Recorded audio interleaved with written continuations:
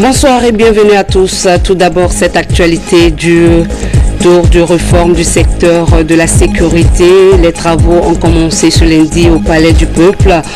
Et puis en Guinée, l'année prochaine, les cours d'anglais seront enseignés dans les collèges. 330 professeurs sont en conclave pour comprendre les enjeux liés à cette nouvelle discipline. Enfin, une école de 3 classes pour la sous-préfecture de Nialassou. Les détails, c'est dans ce journal.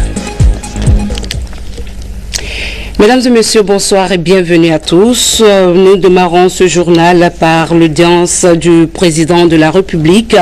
Le président de la République a reçu ce matin en audience au Palais Sékou Touré le PDG de SODEFA et de la Forêt Forte, professeur Alpha Condé, a encouragé Shane King pour son implication dans le développement socio-économique de la Guinée. Sanassi Keita.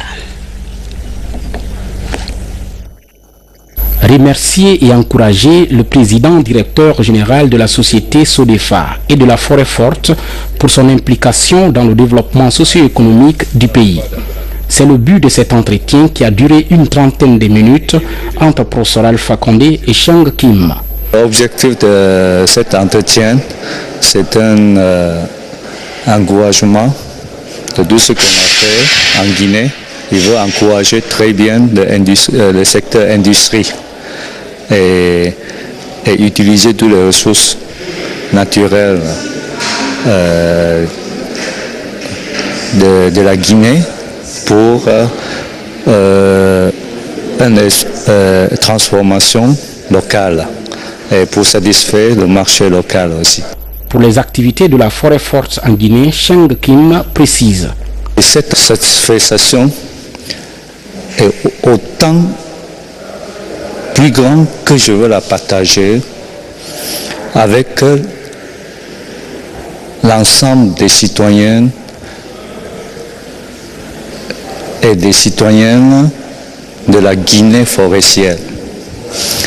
En annonçant la reprise de l'activité de la société Forêt Forte, l'impact social, la reprise de 1600 employés directs et 400 employés indirects.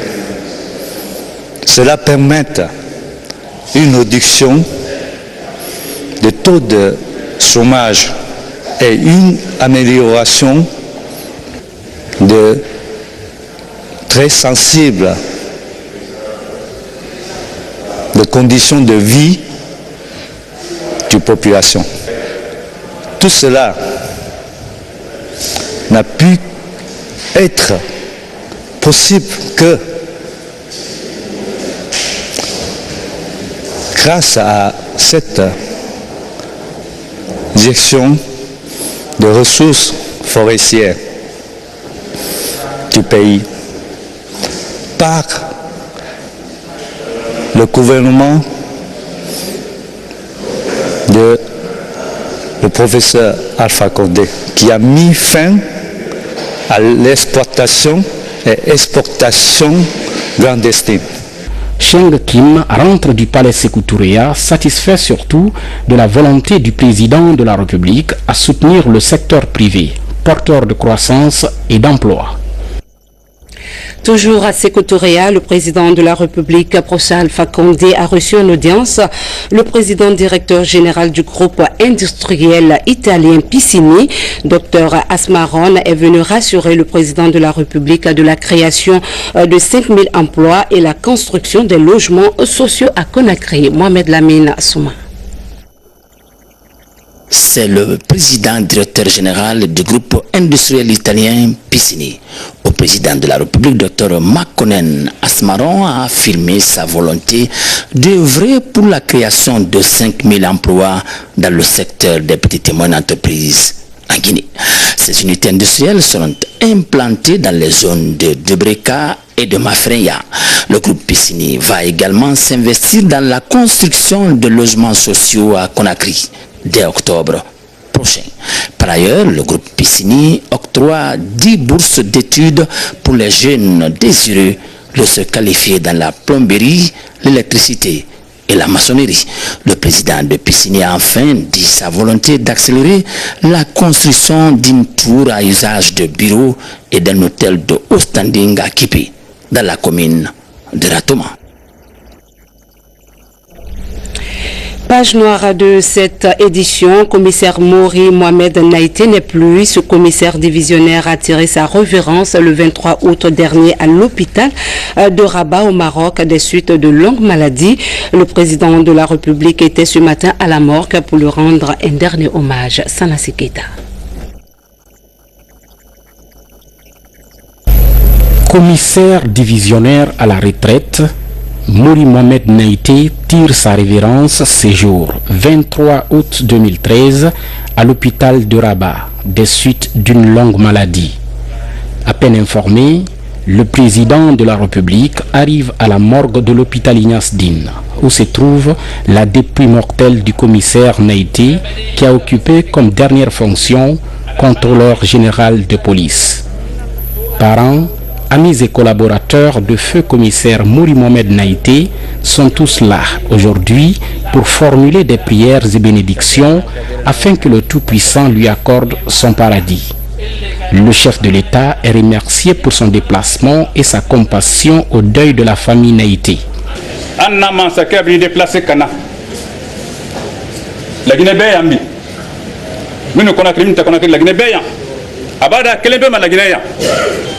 Walimala foli anya kaban ko la kasange songo kan ko bunye dante jama'i mote ko nyima kala moyita ko jukala mola iba nyima kaya kili jere iba juma kaya kili jere la ba jilu sar lale ay sara ko sara ngena idi ron ka ko juke me la nyaila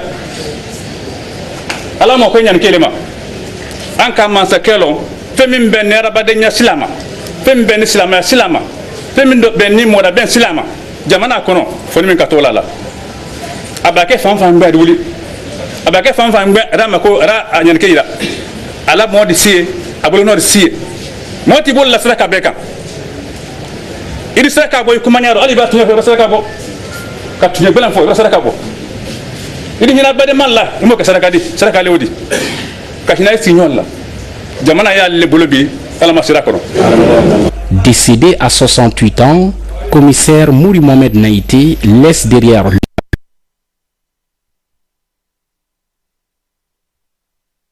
le 6 août 2013 au cimetière de Cameroun, juste après la prière de 14 heures. À la même page, inhumation ce lundi du général de brigade Babakar Ndiaye, membre du comité militaire de redressement national. Il est mort à l'âge de 81 ans.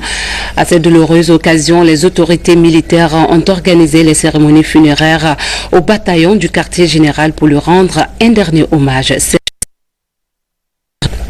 Le général de brigade Babakar Ndiaye n'est plus. Il a tiré sa révérence le vendredi 23 août des suites de maladie au centre médico-chirurgical des armées au bataillon du quartier général. Ce lundi, autorités militaires, collaborateurs, amis, parents et connaissances ont tenu à lui rendre un dernier hommage. Le général de brigade Babakar Ndiaye porte ton courage, ton dynamisme, ton engagement sans borne, ta disponibilité constante, la volonté de servir ton peuple et de défendre ta patrie nous inspire au plus haut degré. Au fait donc de ta dernière demeure, nous promettons de suivre ton bel exemple de courage et d'abnégation. C'était un homme d'une simplicité extraordinaire. Nous avons collaboré très étroitement, sans aucune réserve. Né en 1932 à Kamfarandé, il laisse derrière lui 3 enfants. Au nom de la famille, je vous remercie surtout pour les soins qu'il a reçus de vous. Je vous remercie également pour les honneurs que vous lui rendez ce matin au Camp Samori, l'espace dans lequel il a passé plus de la moitié de sa vie. Libéré du service actif des forces armées françaises en 1959, le général de brigade Babakar Ndiaye est rappelé au sein des forces armées guinéennes à compter du 28 février 1959. Il occupa successivement les fonctions de commandant de la première région militaire de Kindia, gouverneur de la dite région, ministre des Transports, ministre de la Défense nationale, secrétaire permanent du CMRN avant d'être admis à faire valoir ses droits à la retraite le 1er janvier 1992. Ce valeureux militaire a rejoint atteint sa dernière demeure ce lundi à Conakry.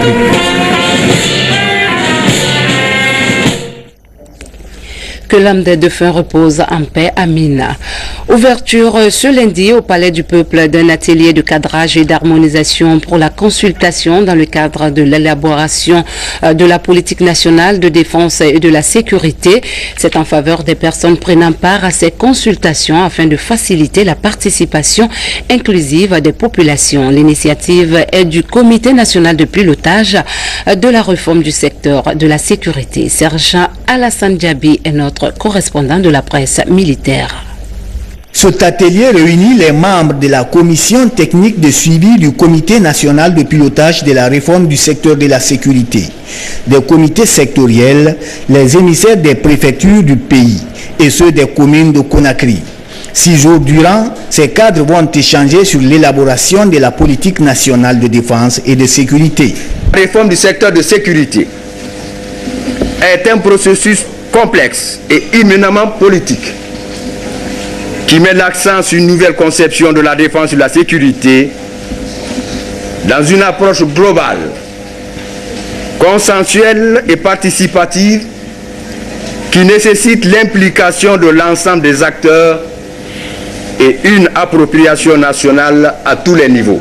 Ces concepts de défense et de sécurité ne doivent pas être compris dans un sens étroit, car la politique doit non seulement pouvoir assurer la protection du territoire, mais également et surtout des citoyens, de tous les citoyens.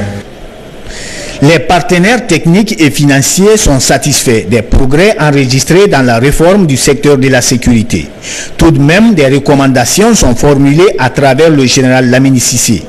Le ministre conseiller à la présidence chargé des questions de la réforme de la sécurité remercie les partenaires avant d'inviter les populations à s'impliquer dans ces consultations pour une réforme réussie. Je voudrais inviter tous les citoyens, les autorités administratives, les élus locaux et les médias à s'impliquer davantage dans la réforme des services de défense et de sécurité. Dans les jours à venir, une série de consultations sera organisée dans les préfectures du pays. Et puis le ministre du Plan en mission de sensibilisation en région forestière, Sékou Traoré, s'est rapproché des populations de Yomou. Il a invité les citoyens à davantage renforcer l'unité nationale et à œuvrer dans le sens du maintien de la paix et de la réconciliation nationale. Notre reporter Tcherno Ousmane Diallo nous fait la compilation des étapes de Djeké et Bignamou. Suivez son compte rendu.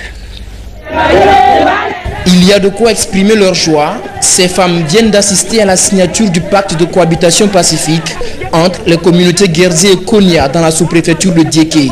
Nous sommes dans le sud du pays, à près de 1100 km de la capitale. Nous les femmes, avec le sacrifice qu'on a fait aujourd'hui, on est contents. Parce que si tu attends la paix, c'est la femme. La femme, nous les femmes, on prie Dieu qu'on a le cœur posé. On va pardonner nos enfants, ils vont rester tranquilles. On va pardonner nos maris, ils vont rester tranquilles. On va pardonner tous nos parents, qu'on a la paix en Guinée ici. Nous, on veut la paix. Au fil des années, Djeké est devenu une véritable cité industrielle où l'on retrouve toutes les communautés de la Guinée. Des milliers de Guinéens affluent à la recherche du bien-être. 4000 d'entre eux travaillent ici à la Sogipa, société guinéenne des vieilles de palmiers à huile. Pour consolider ce boom économique, Djeké a besoin de paix. Les habitants de la sous-préfecture en sont conscients et cette rencontre avec le ministre du Plan n'est qu'un rappel. Djeké, le mot français, il ne faut pas que la guerre va nous finir. Signification de Djeké en français, c'est il ne faut pas que. L'événement qui est là aujourd'hui, c'est pour tisser la paix et c'est pour renforcer aussi la paix. Parce que tous les Guinéens, ils sont de même. À 60 km de Djeké, la sous-préfecture de Bignamou, c'est la dernière étape de la tournée de sensibilisation du ministre du Plan. Ici, des comités de vigilance sont installés depuis les récents événements de Zérékoré et Beila. Un engagement pour la paix encouragé par Sékou Traoré. Les populations sont vraiment déterminées à cultiver l'unité nationale et la paix. Ils l'ont exprimé et ils ont même pris des mesures entre eux ici. Ils sont jurés. Ils ont même mis des sanctions, des amendes pour tout ce qui trouble la culture de la société. Vous savez, par exemple, Bignam ici, c'est ici qu'il y a Galapay, c'est ici. Donc les gens ont tiré beaucoup de leçons de ce qui s'est passé et ils ne sont plus déterminés à se laisser manipuler par qui que ce soit. C'est donc la fin de cette tournée de sensibilisation du ministre du Plan. C'est une tournée qui s'achève pour le sur une note d'espoir. Partout, les populations se sont engagées à maintenir le climat de paix et de cohésion sociale. Et puis ce communiqué du Conseil national de la communication dans le cadre de la couverture médiatique de la campagne pour les législatives de 2013, le Conseil national de la communication CNC invite les directeurs de publication, les directeurs de radio, les administrateurs de sites, les associations de presse et tous les journalistes étrangers accrédités en Guinée qu'ils pourront procéder à compter de ce lundi 26 août au retrait des badges et des autocollants. Prière s'adresser au bureau de presse du CNC, la présidente Madame Martine Kandé. Direction à présent la ville de l'Alumine. La campagne agricole 2013-2014 débute à la satisfaction des paysans et des autorités. Le ministre délégué aux affaires sociales vient d'effectuer une visite de terrain dans la préfecture de Fria pour s'assurer de l'évolution des travaux champêtres. Mimi Koumbassa a par ailleurs conféré avec les différents groupements de la cité. Ousmane Bangoura nous signe ce reportage. La ministre déléguée aux affaires sociales, marraine de la préfecture de Fria, était l'hôte de marque des populations de la cité industrielle ce mercredi. Objectif, s'assurer de l'évolution de la campagne agricole version 2013 dans la localité. Contrairement à l'année passée, le nombre de plaines rizicultivables est passé de 150 à 250 hectares de riz à Fangueta, situé à 33 km de la ville. 2010, j'étais là, le riz, ici, dans ce district-là, se vendait à 10 500 francs le kilo au mois d'août. Aujourd'hui, le riz se vend ici à 5 500 francs, le riz du pays. C'est autant dire que eux, ils ont compris le message du chef de l'État qui a dit que le développement de ce pays-là passe nécessairement et obligatoirement par le secteur agricole. Aujourd'hui, l'agriculture est l'activité principale des populations de Fria. Elles l'ont fait savoir au cours de ce meeting de sensibilisation. Nous croyons que nous étions abandonnés, mais c'est tout à fait le contraire. Ce n'est pas la première fois qu'elle vient. Chaque fois, elle nous réconforte. Nous tendons la main au gouvernement. On peut se défaire de tout sauf l'eau. À part ça, nous remercions notre président d'avoir mis le fonds à la disposition des femmes, puisque c'est le crédit qui coupe le cordon du cercle vicieux de la pauvreté. Cette rencontre a permis aux citoyens d'exposer leurs problèmes. La marraine de la préfecture s'est réjouie de l'attitude des citoyens de Fria. Je suis très émerveillée parce que ce que j'ai vu aujourd'hui à Fria, de découvrir que réellement Fria, ce n'est pas seulement l'usine qui fait vivre Fria, et que Fria fait aussi l'agriculture.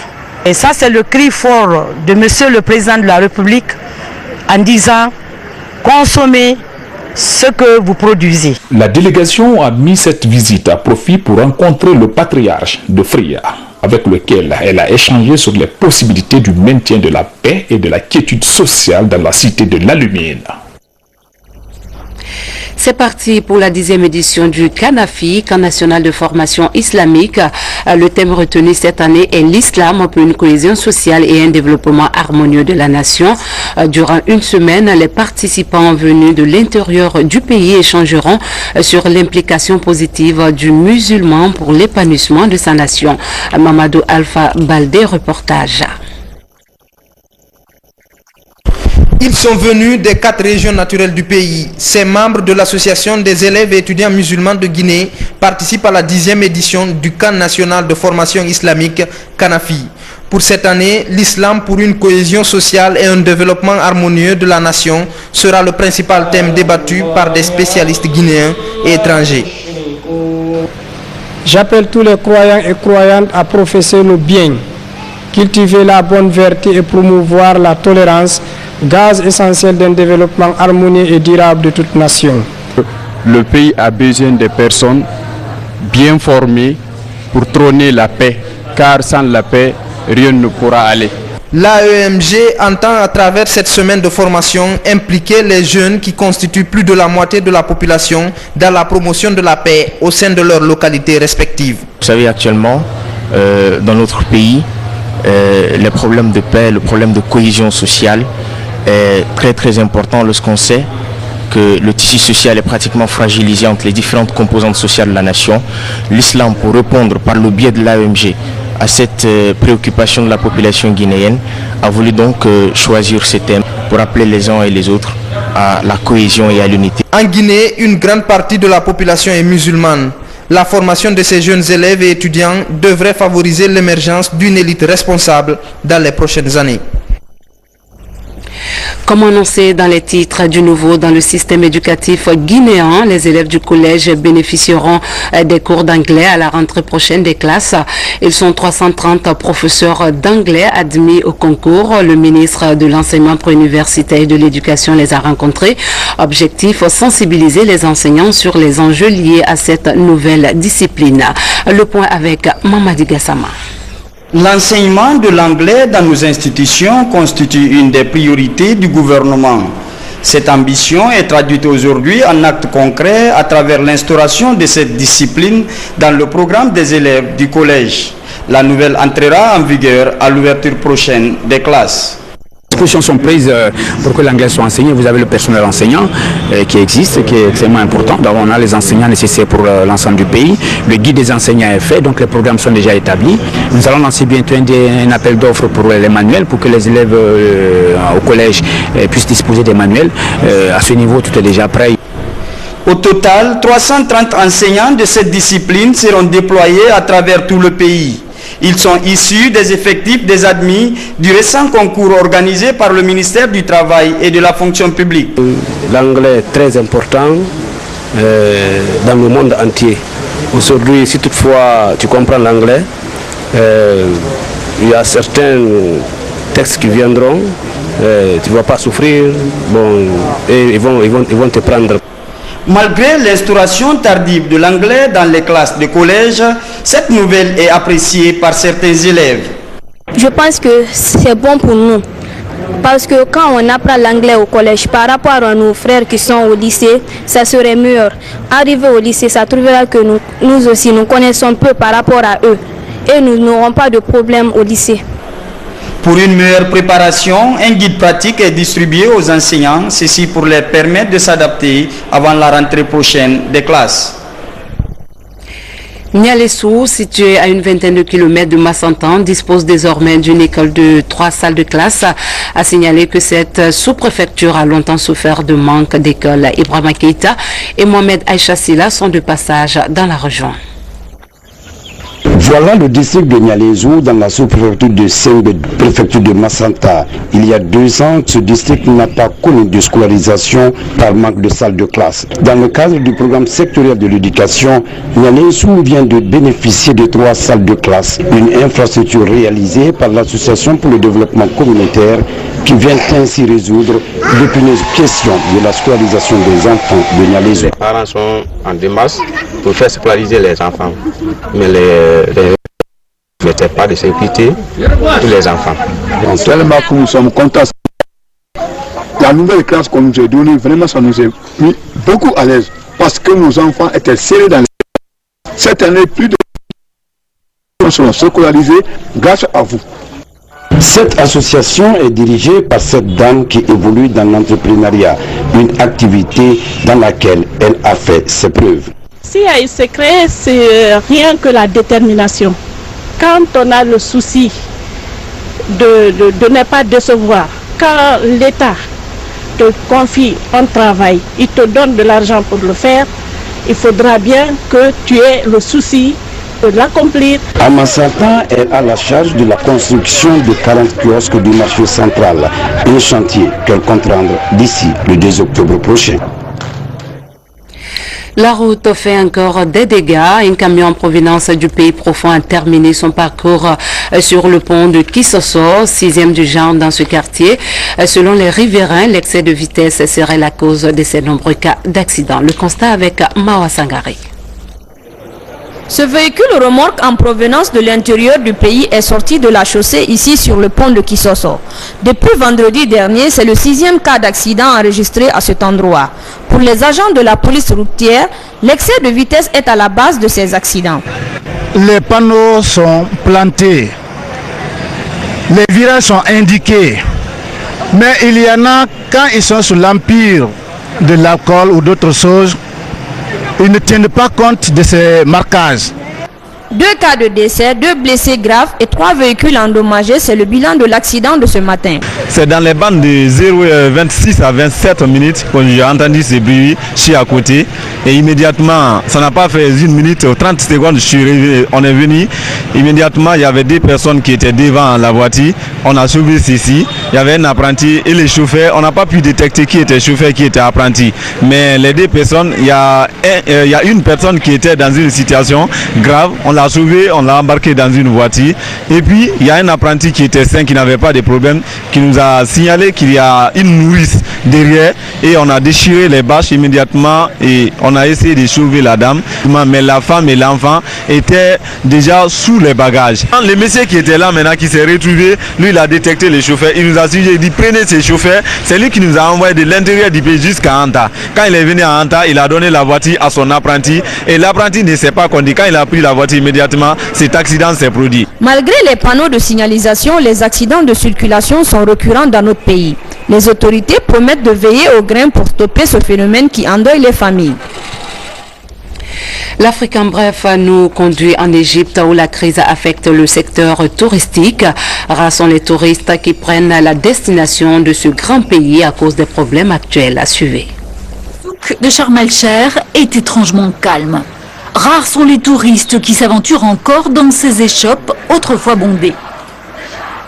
D'ici 4 ou 5 jours, je vais devoir mettre la clé sous la porte. Pas de touristes, ça veut dire pas de chiffre d'affaires.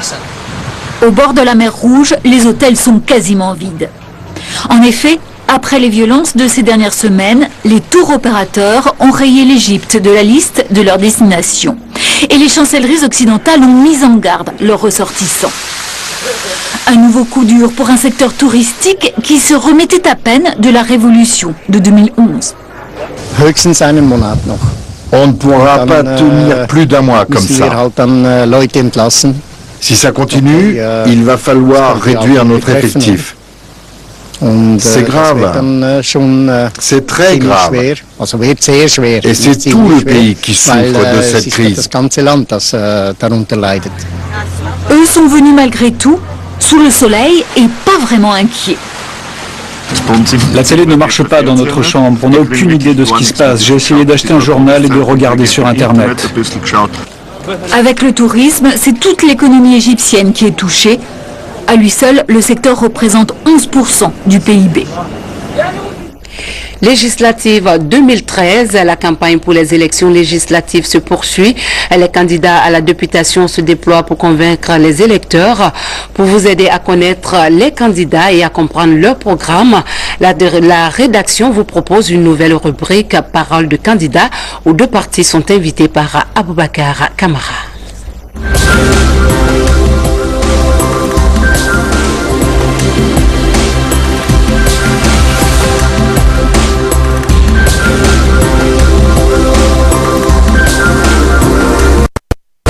Bonsoir à tous. L'ouverture de la campagne pour le scrutin législatif permet aux partis en compétition de faire connaître leur programme. Pour les candidats, c'est aussi une opportunité de se présenter aux électeurs. Dans cet exercice, ce plateau de parole de candidats reçoit 2 représentants de partis, le parti PDP et le parti AFIA. Chers invités, bonsoir. Bella Diallo, vous êtes candidat et tête de liste pour le parti AFIA. Bien sûr. Et puis nous avons Fodé Souma qui est aussi tête de liste et candidat de son parti. Bien sûr. Le PDP, c'est quel parti? C'est le Parti pour la démocratie et le progrès. Avant de commencer, un rappel des règles du jeu. Chacun de nos candidats a 2 minutes 30 secondes pour convaincre l'électorat. Question pour tous. Dites-nous pourquoi vous tenez à siéger au sein de la future Assemblée nationale de la République de Guinée. Docteur Salou Bella. Le pouvoir législatif, c'est un pouvoir qui est très important dans un pays démocratique. Et le 3e millénaire est caractérisé par l'avènement de la démocratie. Le parti AFIA, c'est un parti de non-violence qui prône l'implantation et le renforcement en Afrique et particulièrement en Guinée de la démocratie. L'Assemblée, est incontournable pour atteindre cet objectif. Le parti AFIA a présenté une liste de 76 membres, plus 5 candidatures à l'uninominal. Mais pourquoi vous tenez à siéger? Nous tenons à siéger pour participer au maximum à l'élaboration et au renforcement des lois régissant le législatif et donc pouvant soutenir le fonctionnement administratif, en fait le développement socio-économique de la Guinée. Et ces lois qui seront revues par l'Assemblée nationale, le parti AFIA tient à ne pas être absent à ce travail si déterminant et prestigieux devant rentrer dans réellement l'édification d'un pays démocratique à l'heure du 3e millénaire. Monsieur Fodé Souma. Bien sûr, Monsieur Fodé Souma, le PDP, Parti pour la démocratie et le programme. Je suis candidat à la préfecture Forcaria, mais pour qu'il puisse appartenir à l'Assemblée nationale, c'est de pouvoir faire en sorte que je puisse contribuer au développement socio-économique de notre pays. Mais comment? Et défendre les règles, les lois pour que le peuple de Guinée puisse être protégé. Comment vous comptez vous y prendre?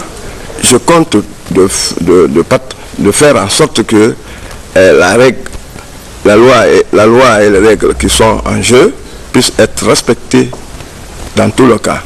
Deuxième niveau de question pour nos deux candidats de ce soir. Dites-nous, excusez-moi, sur quoi vous allez bâtir vos arguments pour convaincre l'électorat? Le programme, si vous voulez, plus simple.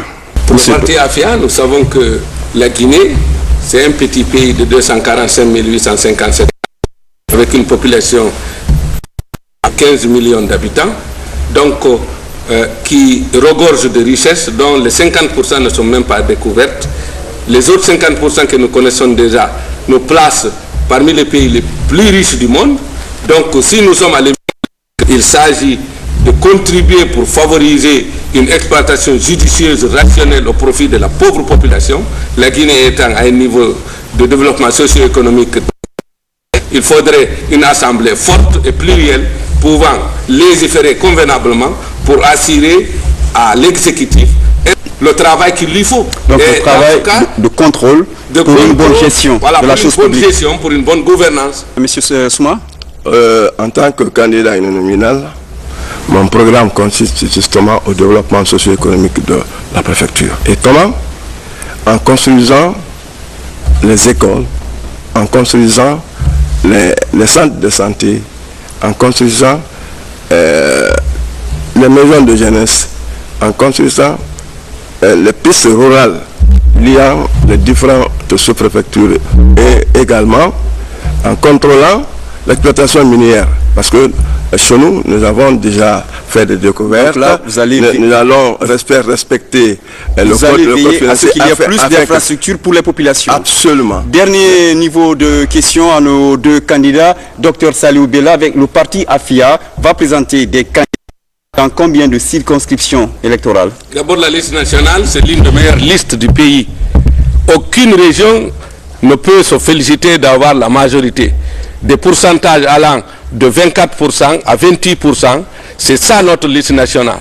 Donc, c'est une fierté avec des extrêmes d'âge qui vont de 21 ans à 68 ans. Donc, avec une moyenne de 38 ans. On votera pour vous, exactement. Donc, pour les uninominales, c'est l'Eluma, Labé, Mamoun, Gekedou et Ratoma. Excusez, votre temps de parole est écoulé. Où on doit voter, où on pourra aller voter pour le PDP? On doit voter à Forcaria, dans toutes les sous-préfectures de Forcaria et du district. Merci à nos deux invités. Ce programme se poursuivra avec d'autres partis. Déjà, pour les deux qui sont là, ils reviendront le 11 septembre. Le 11 septembre pour le PDP et le 12 septembre prochain pour le parti AFIA. Demain, nous comptons recevoir les partis NGR et PTS. Excellente campagne électorale à vous tous. Merci.